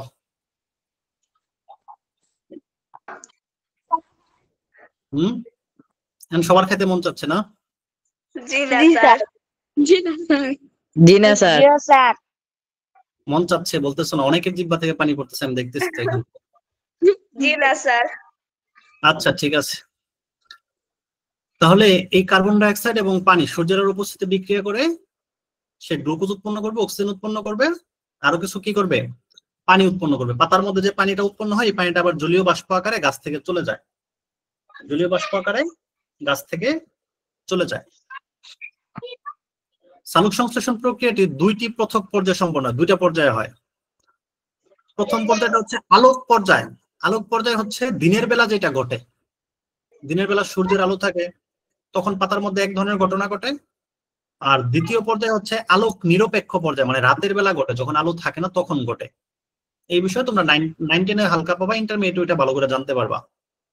তাহলে পাতার সালোক সংশ্লেষণ কয়টা পর্যায়ে হয়? দুইটা। এটা পৃথক লেখছে, এটা হবে পৃথক। দুইটি পৃথক পর্যায়ে সম্পন্ন হয়। সবাই বলো সালোক সংশ্লেষণ মেসেজ দাও, কয়টা পর্যায়ে সম্পন্ন হয়? দুইটা প্রক্রিয়াতে, একটা হচ্ছে আলোক পর্যায় আর একটা হচ্ছে আলোক নিরপেক্ষ পর্যায়। ওকে। সালোক সংশ্লেষণে যে অক্সিজেন উৎপন্ন হয় তা নিচের পরীক্ষার সাহায্যে বুঝতে পারবা। নিচে একটা পরীক্ষা দিচ্ছে, এই পরীক্ষার মাধ্যমে বোঝা যায় যে সালোক সংশ্লেষণে অক্সিজেন উৎপন্ন হয়। তাহলে এই পরীক্ষাটা তোমাদের একদিন আমি হচ্ছে এমনি ল্যাবে মানে স্কুলে করে দেখাবো যদি আমি সুযোগ পাই কখনো, ঠিক আছে? বেশি জিনিস লাগে না এটার জন্য, একটা গাছ আর একটা টেস্ট টিউব হলেই হয়। দেখো সালোক সংশ্লেষণের ফলে কি উৎপন্ন হবে? খাদ্য গ্লুকোজ উৎপন্ন হবে আর অক্সিজেন উৎপন্ন হবে। গ্লুকোজটা তো পাতার মধ্যেই থেকে যাবে, এটা তো তোমরা দেখতে পারবা না। আর অক্সিজেন যেটা উৎপন্ন হয় এটা বোঝা যায় কিভাবে? দেখো, একটা টেস্ট করতে হবে তোমাদের ল্যাবে, ল্যাবে না মানে তোমাদের স্কুলে স্যার ম্যাডামদের বললেও একদিন করাই দিবে, আমি বলবো নি যে গাছের পাতা থেকে যে পানি উৎপন্ন হয় সেটা কি হবে। আর না হয় আমি একদিন গেলে তোমাদের দেখাই দেবো নি। এর জন্য কি কি জিনিস লাগবে? একটা বিকার লাগবে। বিকার, বিকার চিনো তোমরা? জি না স্যার। বিকার হচ্ছে এরকম একটা পানির পাত্র, এই যে এরকম, এটা কাঁচ দিয়ে কাচের থাকে আর কি, কাচের এরকম একটা পাত্র, এটাই হচ্ছে বিকার। বুঝছো? জি স্যার। সহজভাবে চিন্তা করো, তুমি একটা পানির মগ আছে না, পানির মগটাকে সংক্ষেপে বিকার হিসেবে চিন্তা করতে পারো। তাহলে এটা হচ্ছে একটা বিকার। এরপরে লাগবে হচ্ছে একটা ফানেল। ফানেল চিনো? জি না স্যার। সহজভাবে যদি বলি, টিপ চিনো তো? তেল তেল মানে তেল তেল মাপার জন্য আগের দিনে যেরকম ছিল, দেখো এই যে স্যার গাছের গুঁড়ি। এই দেখো গাছের গুঁড়ি তো, এই যে এরকম টিপ আছে না বাসায় অনেক সময়? মনে করো একটা বড় বোতলে তুমি তেল ঢালবা, কিভাবে ঢালবা? বা আরো সহজ ভাবে বোঝায়, তোমরা ঝালমুড়ি কিনা খাও না? জিও স্যার জি স্যার জালমুড়ি কিনে ইয়েস খাওয়ার স্যার চুঙ্গাটা বানায় দেয়, জালমুড়ি খাওয়ার একটা চুঙ্গা বানায় না? জি জিও স্যার স্যার এই চুঙ্গা যদি পেছন থেকে একটু কাইটা ফেলে, মানে পেছন দিয়ে একটু ছিদ্র করে দেয়, তাহলে যে জিনিসটা হবে এটার নামই হচ্ছে ফানেল। ফানেল অথবা হচ্ছে তোমার বাসা বাড়িতে সহজভাবে হচ্ছে তেল তেল মাপার যে টিপ, বা যাদের সেলাই মেশিন আছে, তোমরা নবারুণ স্কুল যারা আছো তোমাদের হচ্ছে কেয়া ম্যাডামের বাসায় সেলাই মেশিন আছে, বুঝছো? কেয়া ম্যাডামকে বলবো আপনার সেলাই মেশিনে তেল কি দিয়ে দেন, যেটা দিয়ে তেল দেন ওইটা একটু স্কুলে নিয়ে আসেন, আমরা দেখবো। ওইটা হচ্ছে এই যে এরকম, এটার মধ্যে তেল ঢাললে এই ছোট ছিদ্র দিয়ে সেলাই মেশিনে চলে যায়, এটা হচ্ছে ফানেল। ঠিক আছে, এটা কাচের থাকে সাধারণত। জিও স্যার চিনছি। তাহলে একটা বিকার লাগবে, একটা ফানেল লাগবে, পরে লাগবে হচ্ছে একটা টেস্ট টিউব। টেস্ট টিউব কোনটা? তোমরা অনেক সময় রক্ত পরীক্ষা করো। হ্যাঁ হ্যাঁ টেস্ট টিউব কি? বলতেছি, তোমরা রক্ত পরীক্ষা করছো অনেক সময়, ব্লাড টেস্ট। জিও জি স্যার স্যার ব্লাড টেস্ট করতে গেলে ওইখানে দেখবে এরকম টিউব রাখা দেয় কতগুলি কাচের, যেটার মধ্যে রক্ত নেয়, নিয়ে এটি পরীক্ষা টরীক্ষা করে। দেখছো কখন এটা? জি জিও স্যার জি স্যার এই যে যে কাচের জিনিসটা, এটার নাম হচ্ছে টেস্ট টিউব, যেটার মধ্যে নিয়ে টেস্ট করে আর কি, যেটার মধ্যে রক্ত নিয়ে টেস্ট করে, বা ইউরিন পরীক্ষা করতে গেলে ইউরিন নিয়ে যেটাতে টেস্ট করে আর কি। পরে হচ্ছে পানি লাগবে, সতেজ জলজ উদ্ভিদ লাগবে, মানে একটা ভালো উদ্ভিদ লাগবে। এই উদ্ভিদের নাম হচ্ছে হাইডিলা, একটা উদ্ভিদ। হাইডিলা হচ্ছে পানিতে থাকে, পানিতে কিছু কিছু উদ্ভিদ দেখবে ভাইসা ভাইসা বেড়ায়, পানিতে বেশি বেশি ছোট ছোট কিছু মানে শিকড়ের মতো উদ্ভিদ বেশি বেশি বেড়ায়, এগুলোর বলা হয় হাইডিলা। আর লাগবে একটা মেজ, দিয়াশলাই বা মেজ। ওকে, তাহলে এই গেল তোমার কি কি জিনিস লাগবে, পরীক্ষার উপকরণ কি কি লাগবে, এটা তো বুঝছি আমরা। জিও স্যার এখন আসি Yes, sir. আমরা কেমনে Sir. কাজ করবো, আমরা কাজটা কিভাবে করব এটা বলছে। এটা তোমাদের আমি একটা পরীক্ষা করে দেখাবো ইনশাল্লাহ একদিন। হ্যাঁ, বিকারটির 2/3 পানি দিয়ে পূর্ণ করে ফেলো। এই যে দেখো, এই যে একটা বিকার নিচে, এই বিকারটা দেখো 2/3 বা আরো বেশি, 4/3 মানে ম্যাক্সিমাম অংশ পানি দিয়ে ভরে ফেলো। এই যে পানি দিয়ে ভরছে, দেখা যায়? জি স্যার আচ্ছা, পরে বলছে সতেজ হাইড্রা উদ্ভিদগুলি বিকারের পানিতে রাখো। তাহলে আচ্ছা, আমি একটু কোথায় আঁকাই, এখানে আঁকাই, খালি জায়গা পাচ্ছি না। ধরো এই প্রথমে বিকার নিবা, বিকারের মধ্যে পানি নিবা, পানি নেওয়ার পর ওই যে গাছগুলি আছে হাইড্রিলা গাছ, হাইড্রিলা গাছটা এখানে রেখে দিবা। তো এটা হচ্ছে হাইড্রিলা গাছ, আমাদের বোঝার জন্য দিলাম আর কি। ফানেল দিয়ে এমন ভাবে ডেকে দেই যাতে হাইড্রিলা উদ্ভিদগুলির কাণ্ড ফানেলের নলের উপরে থাকে। হাইড্রিলা উদ্ভিদের কাণ্ডটা ফানেলের নলের উপর থাকে, মানে গাছের যে শিকড় আছে শিকড়টা উপরের দিকে দিবা, দিয়ে গাছটা এখানে রাখবা। এরপর একটা ফানেল দিয়ে এইভাবে ঢেকে দিবা। এই যে এটা হচ্ছে একটা ফানেল, এই ফানেল দিয়ে ঢেকে দিলাম। বুঝছি না বুঝি নাই? ফানেল দিয়ে বুঝেছি স্যার এরপর ভিতরে আরো পানি ডালি যাতে ফানেলের নল সম্পূর্ণ পানিতে ডুবে যায়। তাহলে এই তো বিকার, মানে এখানে আরো পানি দাও, পানি দিয়ে ফানেলটাকে সহ একদম ডুবাই ফেলো। এবার টেস্ট টিউবটা পানি দিয়ে পূর্ণ করে বৃদ্ধাঙ্গুল দিয়ে বন্ধ করো। এরপর এই যে তুমি একটা টেস্ট টিউব নিছিলা, এই টেস্ট টিউবটা পানি দিয়ে ভরে ফেলো। পানি দিয়ে ভরে টেস্ট টিউবের উপরে আঙ্গুল দিয়ে চাপ মারা ধরো, বৃদ্ধাঙ্গুলি দিয়ে, বড় হাতের আঙ্গুল দিয়ে চাপ মারা ধরো, চাপ মারা উল্টায় দাও। তাহলে আঙ্গুল দিয়ে যদি চাপ মারা উল্টায় দেয়, পানি কি পড়বে? পানি জি পড়বে না না, স্যার কারণ তুমি তো আঙ্গুল দিয়ে এবং ওই সময় আঙ্গুল ছেড়ে দিলেও পানি পড়বে না। তুমি যদি একটা টেস্ট টিউব সম্পূর্ণ এটা বাসায় সময় প্র্যাকটিস করবা, মনে করো এক গ্লাস কাচের গ্লাস আছে না সবার বাসায়, জি স্যার কাচের গ্লাস পানি নিবা। দাঁড়াও, তোমাদের আমি ভিডিও করে দেখাই। দাঁড়াও,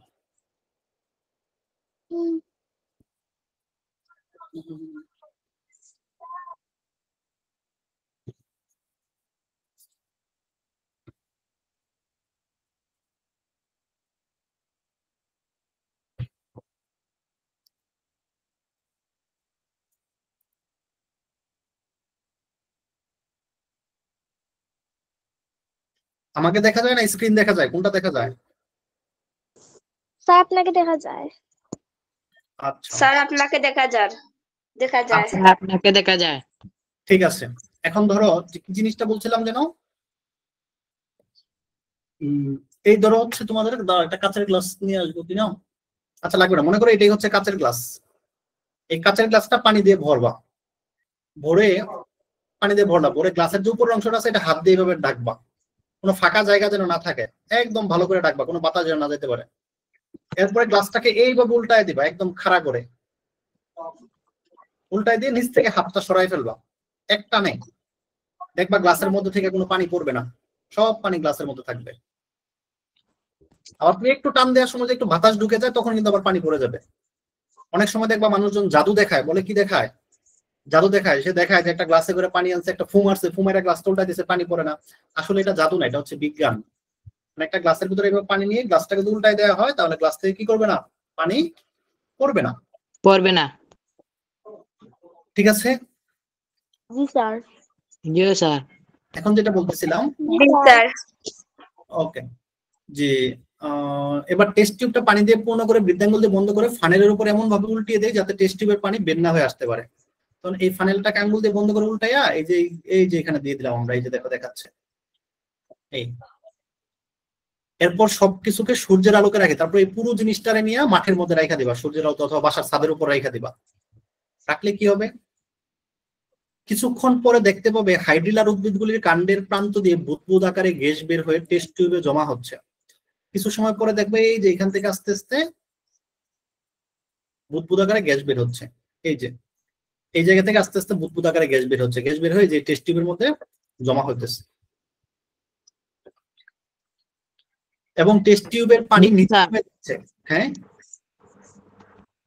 যে এখানে গ্যাস আছে আর এই উপরে যে পানি ছিল, এই পানিটা আস্তে আস্তে নিচের দিকে নাইমা আসতেছে। পর দেখতে হবে হাইড্রিলা উদ্ভিদগুলির কাণ্ডের প্রান্ত দিয়ে বুদবুদ আকারে গ্যাস বের হয়ে টেস্ট টিউবে জমা হচ্ছে এবং টেস্ট টিউবের পানি নিচে নেমে যাচ্ছে।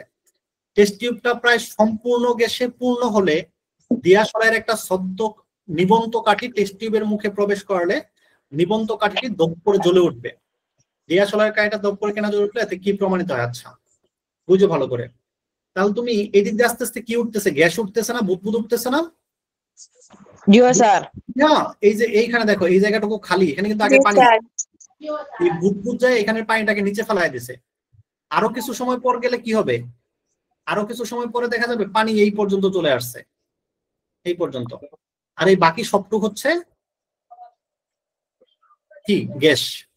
আরো কিছু সময় পরে পানি দেখা যাবে একবার এইখানে চলে আসছে, অর্থাৎ সম্পূর্ণ টেস্ট টিউবটা এরকম খালি হয়ে যাবে, কোনো পানি থাকবে না, সব হাইড্রোজেন গ্যাসে পূর্ণ হয়ে গেছে, অক্সিজেন গ্যাসে। যখন এরকম হয়ে গেছে তখন এখানে নিচে আবার আঙ্গুল দিবা, আঙ্গুল দিয়ে এটাকে সরাই নিয়ে এসে পড়বো, যেন এটার ভিতরে বাতাস বাহিরে না যাইতে পারে। বাহিরে আইনা একটা দিয়াশলাইয়ের কাঠি যেটা নিভে যাচ্ছিল এটাকে এটার মুখে ধরবা, ধরলে দেখবা দপ করে জ্বলে উঠবে। কেন জ্বলে উঠবে? কারণ এখানে অক্সিজেন গ্যাস আছে।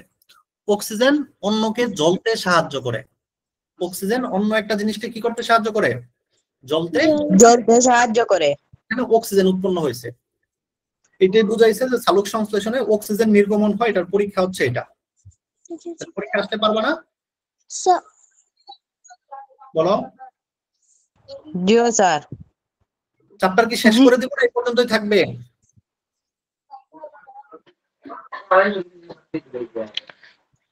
স্যার শেষ করলে ভালো হইব। শেষ করলে স্যার ভালো হইব। ওকে, শেষ করে দিচ্ছি আমি, কিন্তু আজকে শেষ করলে কালকে পরীক্ষা নিব, মনে রাখেন। কালকে তো বন্ধ, রবিবারে পরীক্ষা নিব। Okay sir. আচ্ছা, আমি সৃজনশীল প্রশ্ন দিয়ে দিব আজকে, এই প্রশ্ন দিয়ে রবিবারে পরীক্ষা নিব। প্রশ্ন আউট, আমি সবসময় প্রশ্ন আউট করে দিয়ে পরীক্ষা নেই। Okay sir. ইনশাআল্লাহ স্যার।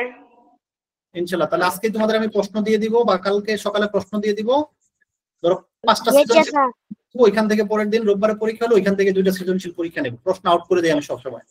তারপরে যদি কেউ না পারে একদম ইচ্ছা মতো পিটাই। স্যার আমাদের বই থেকে দিবা না, আপনি দেবা স্যার? আমি আমার মতোই দিব, উত্তর সহ দিয়ে দিব, সমস্যা নাই। জি স্যার। শিখা যাবে পরীক্ষায় লিখে আসবা। অবজেক্টিভ সহ দিয়ে দিব, অবজেক্টিভের আনসার সহ দিয়ে। তারপরে না পারলে একদম অবস্থা খারাপ। স্যার স্কুলও নি না স্যার, বাড়ি আপনি যে ক্লাস করে ওখানে না স্কুলও? পরীক্ষা স্কুলে হবে, ক্লাস তো এখানেই হবে, পরীক্ষা স্কুলে হবে। জি স্যার। তারপরে যেদিন পেপার দিব ওই দিন আমি আসবো, আইসা মনে করো তোমাদের হচ্ছে ওই যে ক্লাস পার্টির দাওয়াত দিচ্ছ না গার্লস স্কুল থেকে, ক্লাস পার্টি নাম্বার কম পাবা, তার ইচ্ছা মতো পিঠা, ওইটাও তো একটা পার্টি। ক্লাস পার্টির দিন পরীক্ষা মতো মাইর দিব সবাইকে, যারা যারা কম পাবে, হবে না? স্মরণীয় একটা ক্লাস পার্টি হবে, যে ক্লাস পার্টির দিন স্যার পিটাইস। আর যারা যারা ভালো করবা তাহলে তাদের তো কোনো টেনশন নাই, তাদের জন্য চকলেট থাকবে, চকলেট। ওকে, দেখো জীবজগতের সালোক সংশ্লেষণের তাৎপর্য এবং গুরুত্ব, সালোক সংশ্লেষণের কি কাজে লাগে আমাদের জীবনে, দেখো। আচ্ছা, যাদের কারেন্ট চলে গেছিল মাঝখানে, মনে হয় অনেকের কারেন্ট চলে গেছিল, তোমরা চলে গেছিলা, সমস্যা নাই, ক্লাসের ভিডিও আমি করে রাখছি, তোমাদেরকে ভিডিওটা দিয়ে দিব, ইউটিউবের ভিডিও। তোমরা হচ্ছে আজকে রাতেই দেখে ফেলবা বা কালকে সকালেই দেখে ফেলবা।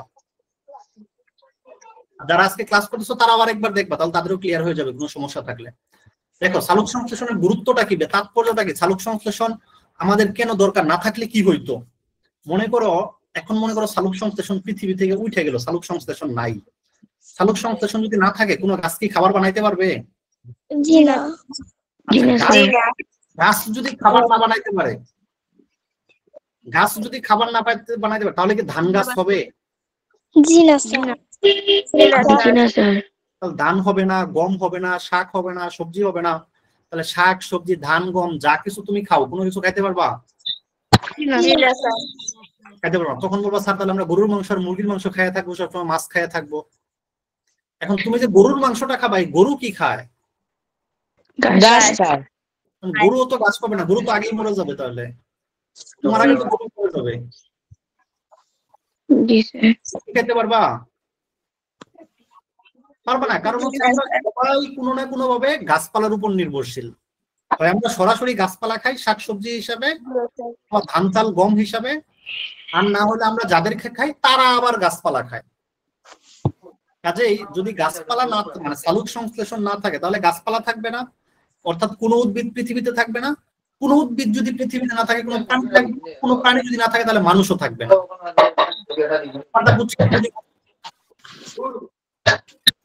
আচ্ছা দেখো,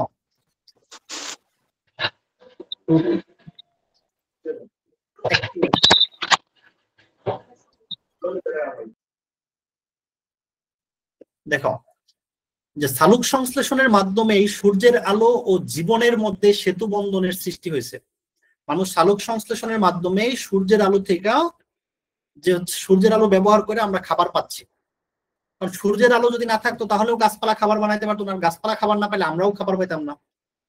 নিম্নে সংক্ষিপ্ত আলোচনা থেকে সালোক সংশ্লেষণের গুরুত্ব উপলব্ধি করা যাবে। কি কি গুরুত্ব? জীবজগতের জন্য প্রাথমিক খাদ্য শর্করা। মানুষ বা অন্য যে কোনো জীবজগৎ যাই কিছু আছে না কেন, এদের বেঁচে থাকার জন্য মেন যে খাদ্য সেটা হচ্ছে শর্করা। আর এই শর্করাটা একমাত্র সালোক সংশ্লেষণের মাধ্যমে উৎপন্ন হয়। শর্করা জাতীয় যত খাবার আছে, ভাত গম ডাল সবজি, যত রকমের শর্করা জাতীয় খাবার আছে, এই সব খাবার উৎপন্ন হয় সালোক সংশ্লেষণের মাধ্যমে। প্রাণী হোক আর উদ্ভিদ হোক, জীবের কর্মচাঞ্চল্যের মূলে আছে খাদ্য। এখন একটা প্রাণী হোক, গরু ছাগলই হোক, মানুষই হোক, অথবা একটা গাছই হোক, এর বেঁচে থাকার মেন জিনিস হচ্ছে খাদ্য। কারণ খাদ্যের সাথে শ্বসনের নিবিড় সম্পর্ক। শ্বসনের ফলে শক্তি নির্গত হয়। শ্বসন মানে হচ্ছে শ্বাস প্রশ্বাস নেওয়া, যেটা আমরা যদি খাদ্য খাইতে পারি তবেই আমরা শ্বাস প্রশ্বাস নিতে পারবো। এখানে শ্বসন বলতে আরেকটা জিনিস বোঝাচ্ছে, খাদ্য তৈরির একটা প্রক্রিয়া, যাই হোক ওটা এখানে আলোচনা করতেছি না। তাই তাপ শক্তি সরবরাহকারী শ্বসন প্রক্রিয়াটির উপর উদ্ভিদ ও প্রাণী একান্ত ভাবে নির্ভরশীল। এই যে শ্বসন প্রক্রিয়াটা আছে, যে এই শ্বসন প্রক্রিয়ার একটা মিনিট দাঁড়াও, কি যেন বলতেছিলাম, যে শ্বসন প্রক্রিয়ার উপর উদ্ভিদ নির্ভরশীল, প্রাণীও নির্ভরশীল। তাহলে শ্বসন জিনিসটা কি? শ্বসন প্রক্রিয়া হলো, আচ্ছা শ্বসন জিনিসটা কি তোমরা কি একটু বুঝছো কিনা এটা?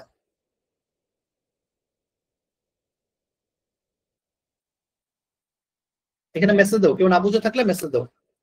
শ্বসন হচ্ছে মেনলি সহজভাবে যদি চিন্তা করি, আমাদের যে শ্বাস প্রশ্বাসের যে ব্যাপারটা আর কি, এটাই হচ্ছে শ্বসন প্রক্রিয়া। আমরা যে শ্বাস প্রশ্বাস নিচ্ছি, উদ্ভিদ যে শ্বাস প্রশ্বাস নিচ্ছে, এটাই হচ্ছে শ্বসন প্রক্রিয়া। সহজভাবে তুমি শ্বাস নিতেছো না, এই শ্বাস নেওয়াটাই শ্বসন প্রক্রিয়া। তুমি যেমন শ্বাস নেও, উদ্ভিদও কিন্তু শ্বাস নেয়। এখন বুঝছো কিনা?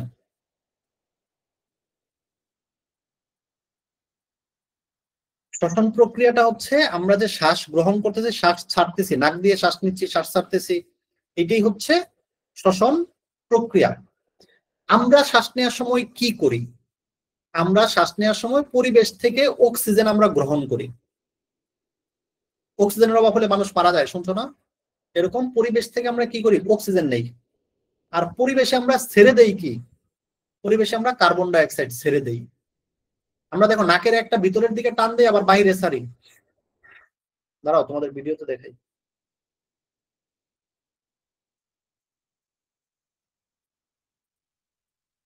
আচ্ছা, এই দেখো আমরা যখন শ্বাস প্রশ্বাস নেই তখন কি করি? এভাবে একটা নাক টান দেই, আবার পরে কি করি? এভাবে কিন্তু ছাড়ি। আমরা তো জোরে করি না। অনেকে যদি ঘুমের মধ্যে নাক ডাকার অভ্যাস থাকে তারা হয়তো বা করে, তাই না? আমরা স্বাভাবিকভাবে কি করি? এভাবে কিন্তু শ্বাস প্রশ্বাস আস্তে আস্তে নিচ্ছি। এই যখন আমরা এবার টান দিলাম তখন আমরা হচ্ছে অক্সিজেনটা নাকের ভিতরে ঢুকাইলাম, নাকের ভিতর দিয়ে শ্বসন নালীতে ঢুকাই নিলাম। আবার যখন আমরা এবার ছেড়ে দিলাম তখন ভিতর থেকে কার্বন ডাই অক্সাইড বাইরে ছাড়লাম। আমরা অক্সিজেনটাকে টান দিয়ে নিলাম আর কার্বন ডাই অক্সাইডটাকে ছেড়ে দিলাম। আর উদ্ভিদ হচ্ছে এটার উল্টা। উদ্ভিদ হচ্ছে কার্বন ডাই অক্সাইডটাকে টান দিয়ে তার ভিতরে নেয় আর অক্সিজেনটাকে তার ভিতর থেকে ছেড়ে দেয়। উদ্ভিদের তো আর নাক নাই, উদ্ভিদের কি আছে? পাতার মধ্যে ছোট ছোট ছিদ্র আছে। এই পাতার মধ্যে ছোট ছোট ছিদ্র দিয়ে সে নাকের পাতার ভিতরে টাইনা নেয় কার্বন ডাই অক্সাইড আর ছেড়ে দেয় হচ্ছে অক্সিজেন। এটাই হচ্ছে উদ্ভিদের শ্বসন বা প্রাণীর শ্বসন প্রক্রিয়া। এই শ্বসন প্রক্রিয়ার মাধ্যমে আমাদের শরীরে শক্তি উৎপন্ন হয় বা শক্তি নির্গত হয় আর কি। কাজেই এই তাপ শক্তি সরবরাহ করে শ্বসন প্রক্রিয়াটির উপর উদ্ভিদ ও প্রাণী একান্ত ভাবে নির্ভরশীল। এই শ্বসন প্রক্রিয়া যদি না থাকতো, মানুষের যদি শ্বাস প্রশ্বাস বা গাছের যদি শ্বাস প্রশ্বাস না থাকতো তাহলে কেউ বেঁচে থাকতো না। পরে বলছে পরিবেশে গ্যাস বিনিময়, এটা অলরেডি আমরা বলে ফেলছি। সালোক সংশ্লেষণ প্রক্রিয়ায় কার্বন ডাই অক্সাইড শোষিত হয়। এই যে তুমি নাক দিয়ে কার্বন ডাই অক্সাইডটা ছাড়তেছ, এই কার্বন ডাই অক্সাইড তো ক্ষতিকর। পরিবেশে যদি কার্বন ডাই অক্সাইডের পরিমাণটা বেড়ে যায় তখন তো অবস্থা কি হবে? তুমি যে কার্বন ডাই অক্সাইডটা ছেড়ে দিচ্ছ, এই কার্বন ডাই অক্সাইডটা গাছ শোষণ করে নিতেছে, শোষণ করে কার্বন ডাই অক্সাইড কমাই দিতেছে পরিবেশ থেকে। আচ্ছা, সালোক সংশ্লেষণ প্রক্রিয়ায় কার্বন ডাই অক্সাইড শোষিত, অর্থাৎ গাছ কার্বন ডাই অক্সাইড টেনে নেয়। আর তোমার জন্য দরকার কি? অক্সিজেন। এই অক্সিজেন তুমি তো পৃথিবী থেকে সারাক্ষণ অক্সিজেন নিতেছো নিতেছো নিতে নিতে তো সব শেষ হয়ে যাবে। অক্সিজেনও শেষ না হয় জন্য গাছ কি করে? গাছ আবার অক্সিজেন আমাদেরকে দেয়। গাছ কার্বন ডাই অক্সাইড নেয় আর অক্সিজেন দেয়। এটা হচ্ছে গ্যাসের বিনিময়। একটা গ্যাস হচ্ছে কার্বন ডাই অক্সাইড, সে নিয়ে যাচ্ছে আর অক্সিজেনটা আমাদেরকে দিয়ে দিচ্ছে। ফলে প্রাণীকুলের জন্য ক্ষতিকারক কার্বন ডাই অক্সাইড শোষিত হয় এবং শ্বসনের জন্য অত্যাবশ্যক অক্সিজেন বায়ুমণ্ডলে সরবরাহ করে পরিবেশকে দূষণ মুক্ত রাখে। উপর আলোচনা থেকে এই কথা বলা যায় যে জীবনের অস্তিত্ব সম্পূর্ণ নির্ভর করে সালোক সংশ্লেষণ প্রক্রিয়ার উপর। একটু আগেই বললাম, সালোক সংশ্লেষণ প্রক্রিয়া না থাকলে উদ্ভিদ বাঁচবে না, উদ্ভিদ না বাঁচলে প্রাণী বাঁচবে না, প্রাণী বাঁচবে না অর্থাৎ আমরাও বাঁচবো না। সালোক সংশ্লেষণ প্রক্রিয়া বন্ধ হলে মানব সভ্যতা নিঃসন্দেহে ধ্বংস হয়ে যাবে, কোনো মানুষই থাকবে না। সেই কারণে আমাদের উদ্ভিদ রক্ষায় আরো সচেতন হইতে হবে। কারণ উদ্ভিদ যদি রক্ষা না করতে পারো তাহলে তো সালোক সংশ্লেষণই শেষ হয়ে যাবে। কারণ উদ্ভিদ সালোক সংশ্লেষণ হয়ই একমাত্র উদ্ভিদের কাজে, আমাদের বেশি বেশি গাছ লাগাইতে হবে। এই অধ্যায়ে আমরা কি শিখলাম? সালোক সংশ্লেষণ, কার্বন ডাই অক্সাইড ও পানি গৃহীত হয়। সালোক সংশ্লেষণ কি করে? বাতাস থেকে কার্বন ডাই অক্সাইড নেয় আর মাটির নিচ থেকে পানি নেয়। এই দুইটা নিয়ে কি বানায়? গ্লুকোজ বানায় এবং অক্সিজেন বানায়। ওই যে দেখো একটা বিক্রিয়া তোমাদেরকে এখানে দেখাই দিছিল, এই যে দেখো,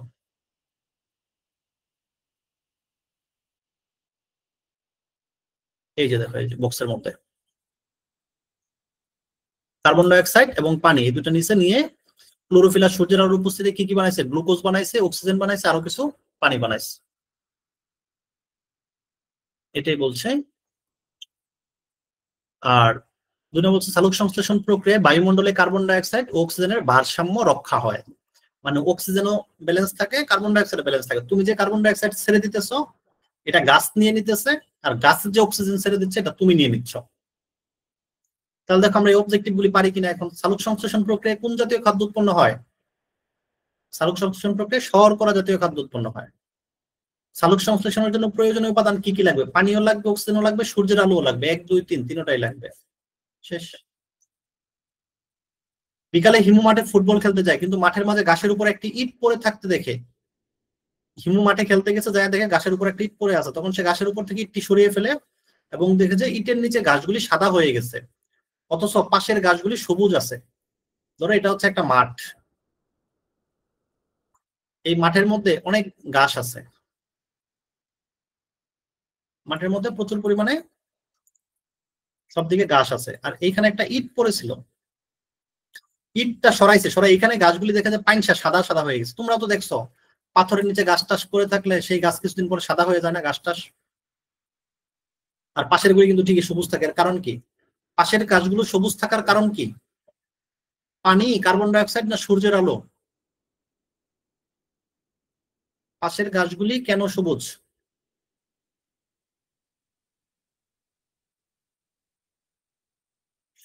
দেখি কে বলতে পারো।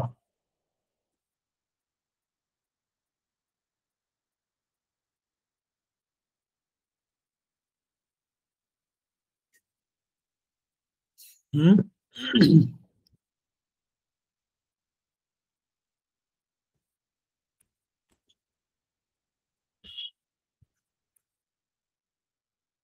প্রথম কথা হচ্ছে যে ওইখানে সে কি পাচ্ছিল না, পাশের গাছগুলো কিন্তু সূর্যের আলো পাচ্ছিল, কার্বন ডাই অক্সাইডও পাচ্ছিল। পাশের গাছগুলি সূর্যের আলো পাচ্ছে, কার্বন ডাই অক্সাইডও পাচ্ছে। কারণ গাছ সবুজ রাখার জন্য তো মাস্ট এই দুটো জিনিস লাগবেই, কার্বন ডাই অক্সাইড লাগবে এবং সূর্যের আলো লাগবে। 4 নাম্বার, কোন প্রক্রিয়া বিঘ্নিত হওয়ার কারণে গাছগুলি সাদা হলো? সালোক সংশ্লেষণ প্রক্রিয়া হতে পারে না এখানে, কারণ চিটের নিচে যখন চাপা পড়ে গেছে তখন সে কার্বন ডাই অক্সাইডও পাচ্ছে না, পানিও পাচ্ছে না, সরি কার্বন ডাই অক্সাইডও পাচ্ছে না, সূর্যের আলোও পাচ্ছে না, তার মানে হচ্ছে সালোক সংশ্লেষণ করতে পারতেছে না, এই জন্য গাছগুলি সাদা হয়ে গেছে। সৃজনশীল প্রশ্ন দুইটা আছে, এগুলো দেখে আমি তোমাদের উত্তর দিয়ে দিব।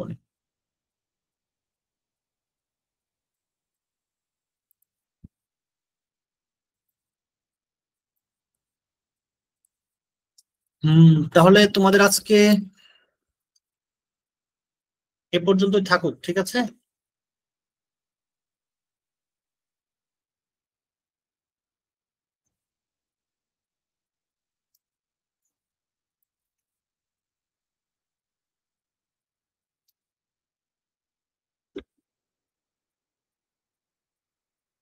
তাহলে মোটামুটি তো বুঝছো সবাই, না?